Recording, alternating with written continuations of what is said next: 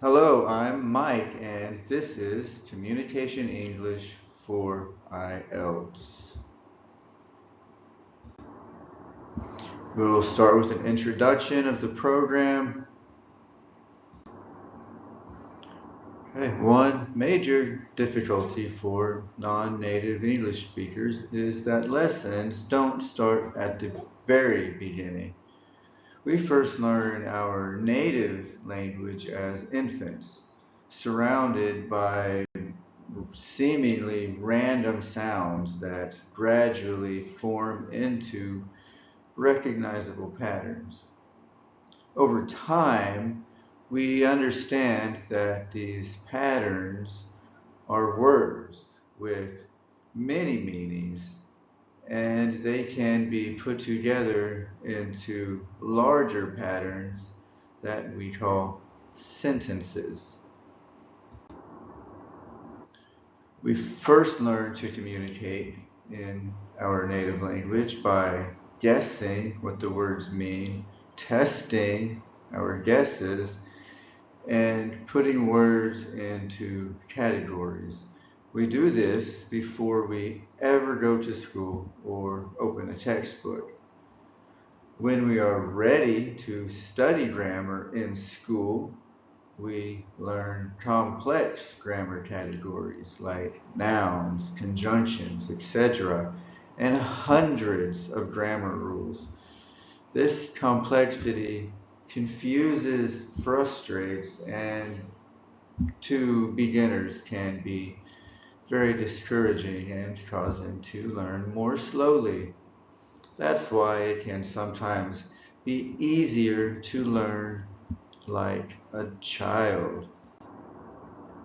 As children, we use very simple categories for words, things, actions, and some words that describe them or connect other words.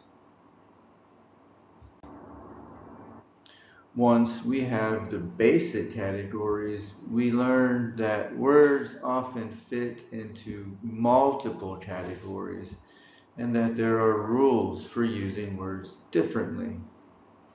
That by changing their pronunciation or position in a sentence, for example, we can change their meaning. Our subconscious minds are masters at recognizing these patterns and absorbing the complex rules, but it takes a long time and consistent exposure to the language. This program imitates that process, which makes learning faster and more intuitive, but we make it faster by using colors to demonstrate patterns. This lets us use other parts of our mind and reduces the reliance on memory alone.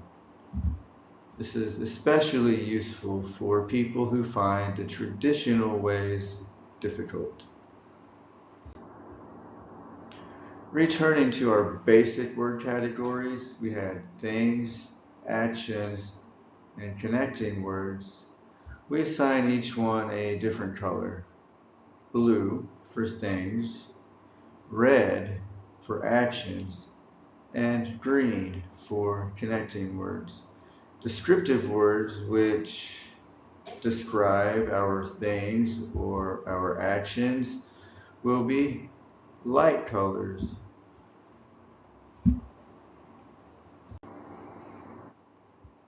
To summarize, things are dark blue, words that describe things are light blue.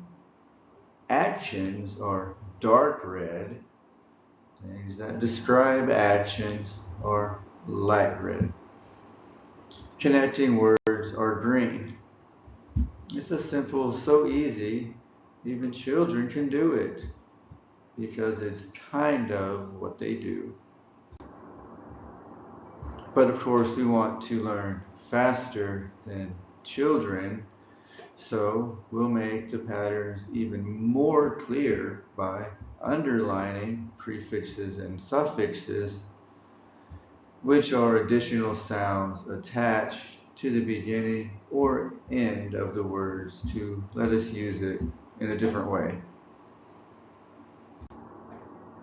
We'll also account for phrases like idioms or phrasal verbs, which have unexpected meanings and don't follow the standard patterns. We'll identify them by drawing a line through them. No matter what your current level of English is, whether you want to learn from the beginning or just want extra practice, this is a really good way to get that practice. Let's begin the lesson. Part 1, vocabulary. We begin our vocabulary study with the most frequently used words in English, which are often short, simple words used to construct sentences.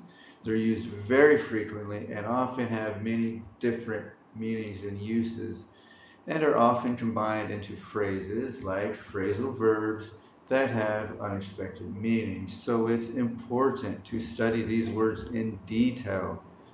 The vocabulary words are color-coded to show the categories they fit into. Let's begin by practicing pronunciation. Just listen and repeat. If you are studying from the videos, you should record your voice and compare it to mine. Let's begin. The,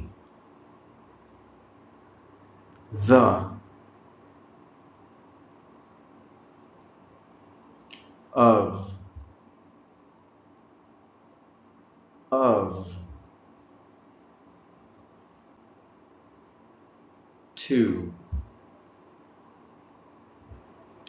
to, and,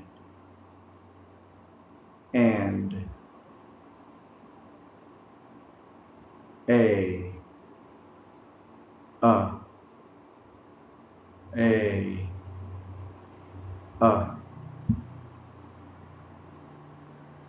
in,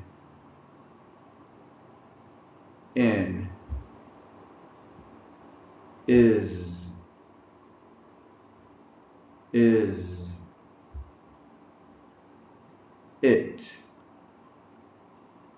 it, you,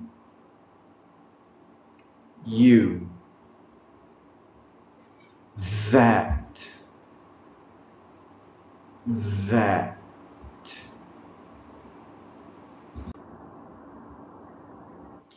Okay, now start by memorizing the most common uses for each word.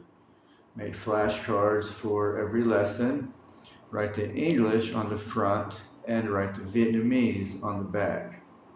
First, look at the English and try to remember the Vietnamese. Then look at the Vietnamese and try to remember the English.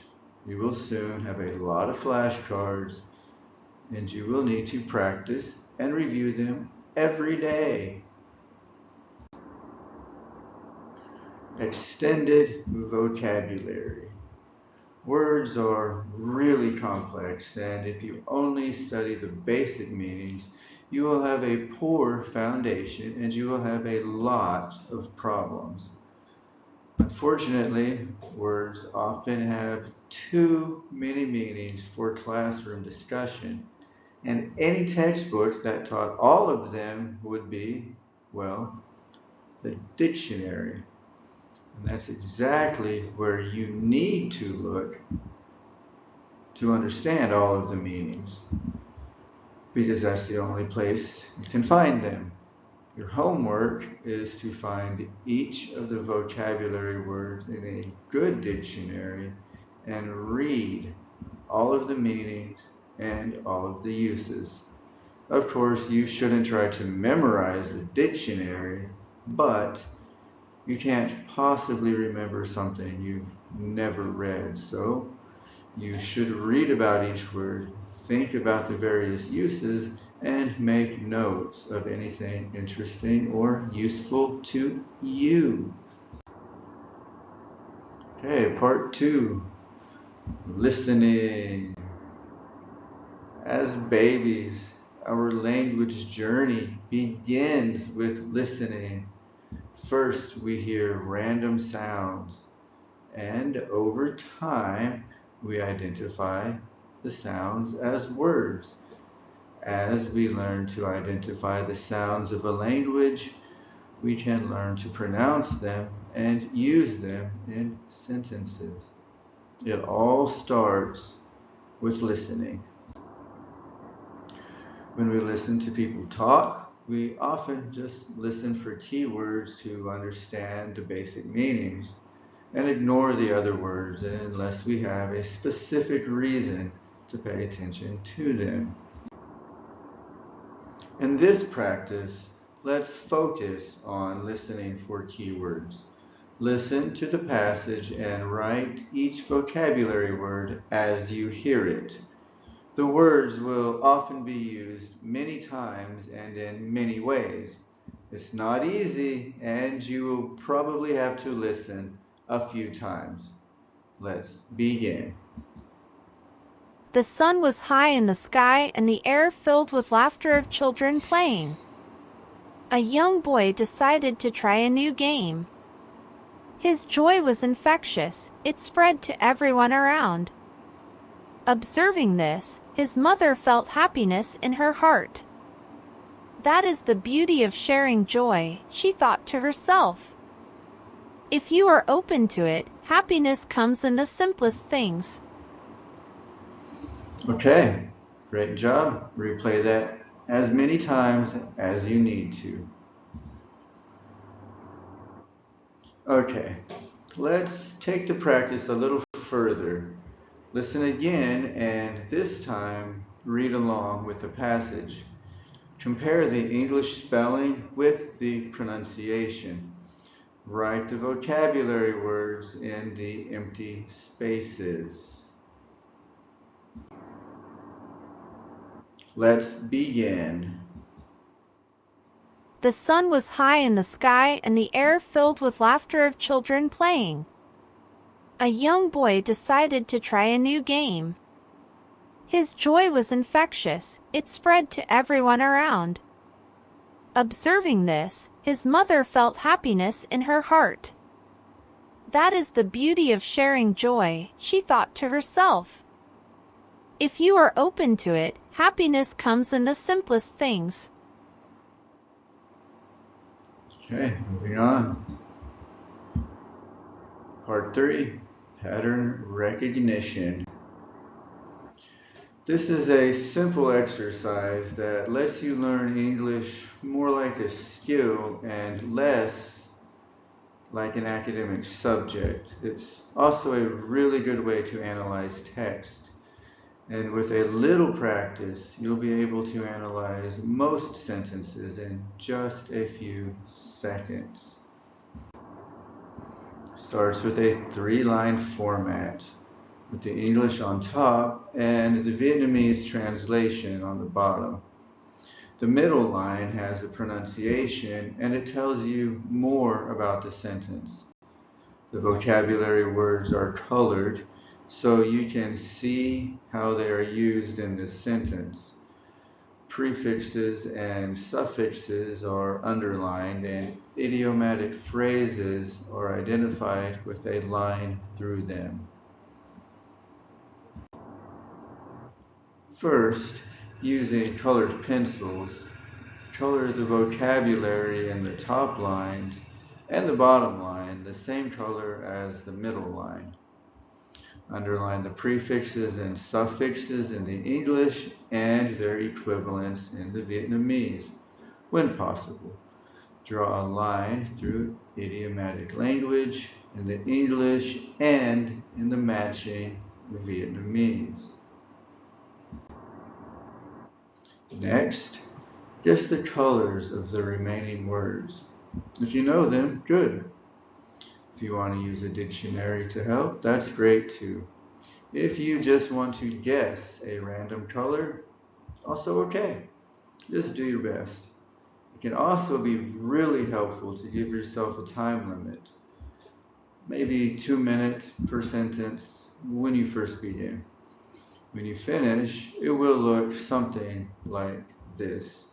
And if you look closely in this example, you can see that look is used in 2 different ways. It's used as an action when it's red and as a thing when it's blue. Do that for the rest of the sentences in the passage, then check your answer and correct your mistakes. Okay, this is what your paper should look like when you finish. If it doesn't look like mine, you should correct your mistakes. And if you see that I made a mistake, let me know in the comments. Part 4, pronunciation. This is difficult and important, and it's actually a physical skill that involves training the muscles that we use for speaking. There's about 100 of them. Okay, in this part, just listen and repeat. You need to practice a lot, and it's best to practice with a native speaker who understands how to train you to pronounce the sounds correctly. If you can join my online or in-person classes, awesome, it will help you a lot. Email me at the address below to get started, or just practice with the video. Remember, it's best to record your voice and compare. The sun was high in the sky, and the air filled with laughter of children playing.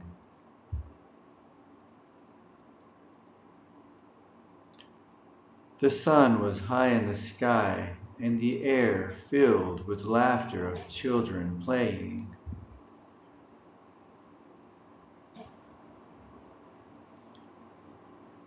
A young boy decided to try a new game.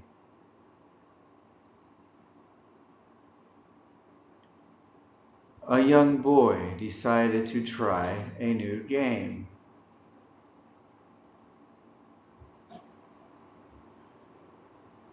His joy was infectious. It spread to everyone around.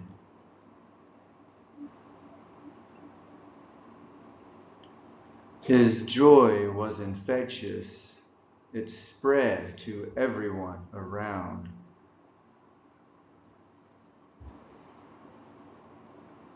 Observing this, his mother felt happiness in her heart.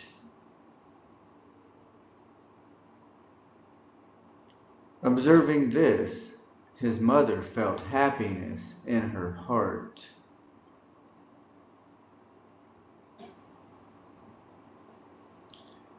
That is the beauty of sharing joy, she thought to herself. That is the beauty of sharing joy, she thought to herself.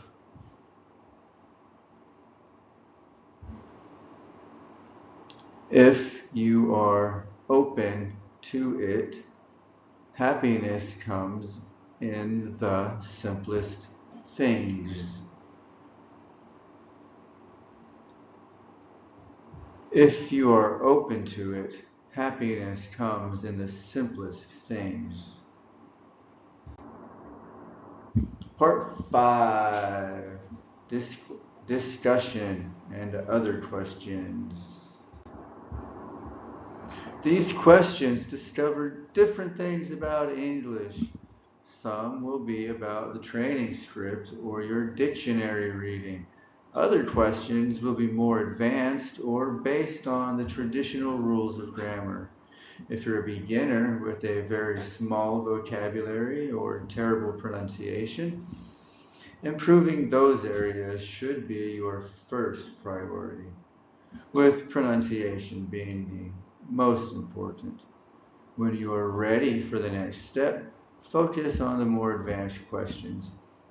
They might require a Google search or even benefit from a teacher's guidance. If you want someone to help you with grammar, well, in my opinion, a skilled Vietnamese teacher is better most of the time, unless you are very well advanced. Email me and I'll be happy to introduce you to someone. Here are the questions. What was the weather like? Number 2, what could you hear in the air? Number 3, how did the young boy's joy affect others? Number 4, oh, surprise, surprise, it's a hard question. When should we use the? And when should we use a or an? Write your answer and let's check them when you are ready. Okay, here are the answers. Number 1, the sun was high in the sky. And the context indicates a beautiful day. Maybe it was the middle of the afternoon. Number 2, children's laughter could be heard in the air. Number 3, it was infectious, but in a good way. It spread to other people and made them happy too. Number 4 is a difficult grammar question. Don't worry, you don't understand yet. You want to use the when you're talking about something specific. If I know what you're talking about, you can say the. Or, if it's unique, there's only one of them, the president, or it's common in general, the army. Use a when referring to something that is not specific or the listener does not know about it, or it has not been previously mentioned. I don't know about it. Use a before words that begin with a consonant, and use an before words that start with a vowel. So, the sun, there's only one sun. I will say the president, there's only one president. I can say the army, the moon. I can say a to talk about a sunny day. I can use an to talk about an apple. If I know what day, then I will say the day. And if I know what apple, I will say the apple. Okay, enough of that, moving on. That's the end, guys. Good job. Thanks and goodbye.